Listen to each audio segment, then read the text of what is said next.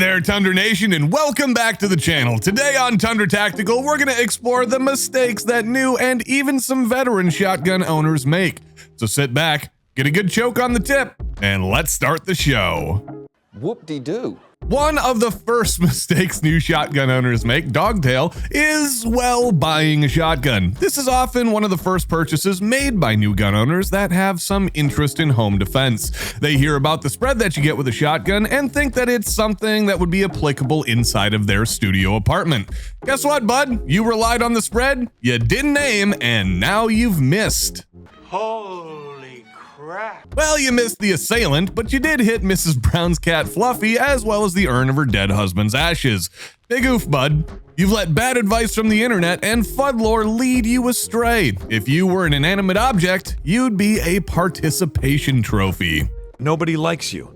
Another huge mistake, quite literally, is buying the wrong length barrel for your needs. You, being a first-time shotgun owner, get to ask Siri to search for shotguns, and you see that your local big box store has a shotgun that looks normal to you for only a few $100s. Wow. You head down there, do the paperwork, and walk out with a new 4-shot 28-inch turkey gun.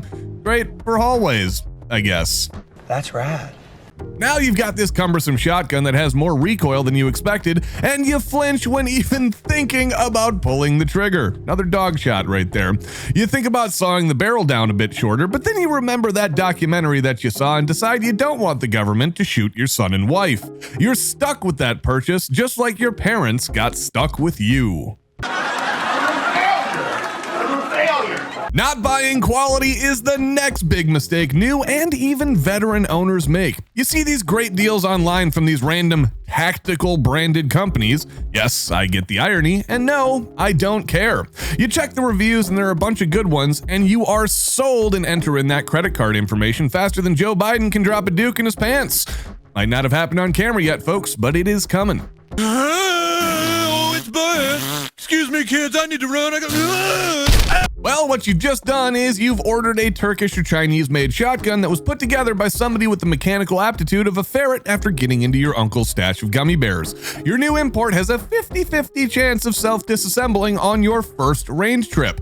Now you're gonna wish that you'd taken some classes with Sonoran Desert Institute to put that bad boy back together. And they are not a sponsor of today's video, but they could be. Call us SDI. Sponsorships. I love it!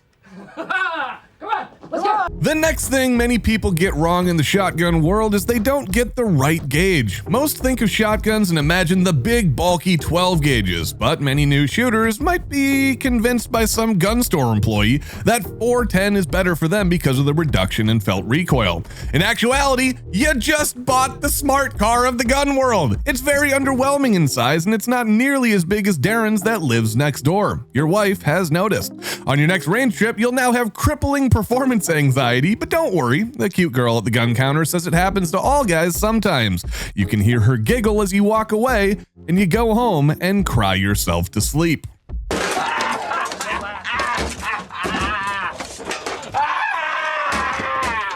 Now, with the right gauge and barrel length out of the way, another big mistake new shotgunners make is buying those Shockwave type firearms. Those little bird head grips have most likely kept a few dentists from hitting the self-delete button. Not knowing how to manage recoil mixed with no stock is a quick way to remove braces and induce concussions. We've also seen enough fail videos to know that after that first shot, the firearm might be 3 yards behind you and leave you standing there empty-handed with that dumb look on your face. I'm sorry, that's just how you look. These are notoriously hard to aim and control without knowing what you're doing, much like a toddler with a garden hose for the first time. It's gonna go everywhere. Number 6 on the huge list new shotgun owners make is buying ammunition that's not suited for the job at hand. Well, duh. Much like the guy that bought a turkey gun, some new shooters will go out and get specialty ammunition just because of a video they saw online. Wink, wink. If we're talking home defense shotguns, just stick with the trusted buckshot shell. You might be tempted to use something exotic like Dragon's Breath or a cut shell full of rock salt or some other nonsense, but none of those are actually going to get you the best results, especially since Dragon's Breath is more likely to set you and your house on fire and kill you than it is to actually set the attacker on fire. Oiling your pet fish to death is not a good look, folks. Big oofliness. Some of you may have seen our optics video recently and decided you didn't want to be the iron sight guy, so you went out and got yourself an optic for your shotgun. But you cheaped out and went with a generic red dot, and now 4 shells into your range trip, the dot keeps flickering on and off, much like those 3 brain cells you have left. Optics that are going to need to stand up to shotgun recoil need to be a bit beefier, and honestly, shotguns are the one time we don't say an optic should be mandatory. What? A bead sight is usually more than enough for indoor encounters. And don't even think about getting anything magnified, folks, because if you do, we'll end up roasting you for it, and the comments will be full of the blind people spewing hate at us about, it's your money, do what you want with it. Well, you know what, nerd? It's also your life, and you don't want to end it by looking at a picture behind your attacker through a magnified optic. I'm an idiot.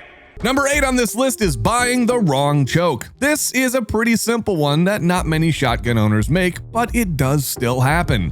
You may have been playing Call of Duty or Battlefield and put that full choke on your shotgun with slugs to make it get better accuracy. In real life, if you do that, the slug is going to end up circumcising that barrel by removing the tip of it. Oh, snap.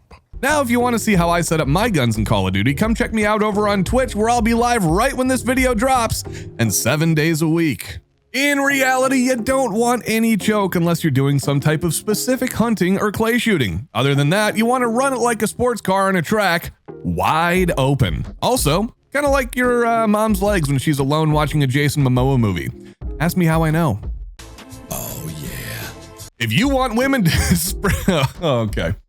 If you want women to spread their legs for you, then go ahead and hit that subscribe button. Oh my lord. It's free and it'll make you an irresistible legend and help us hit that 100K mark.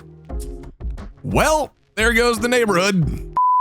One of the biggest mistakes we see is putting a pistol grip onto a shotgun that wasn't designed for it. There are so many shotguns that come that way if you desire a pistol grip that much. Just get one of those. But shotguns that are designed for a traditional stock that get converted over into pistol grips usually put almost all of that recoil at a point on your wrist instead of on your shoulder. This is going to leave your strong arm feeling more useless and sore than when you spent that day home alone when you were 15. Sexy time. Some things are designed a certain way for a reason, folks, and I doubt you have the engineering ability to actually determine different since you're a certified forklift driver for Costco. Congrats on the promotion, by the way.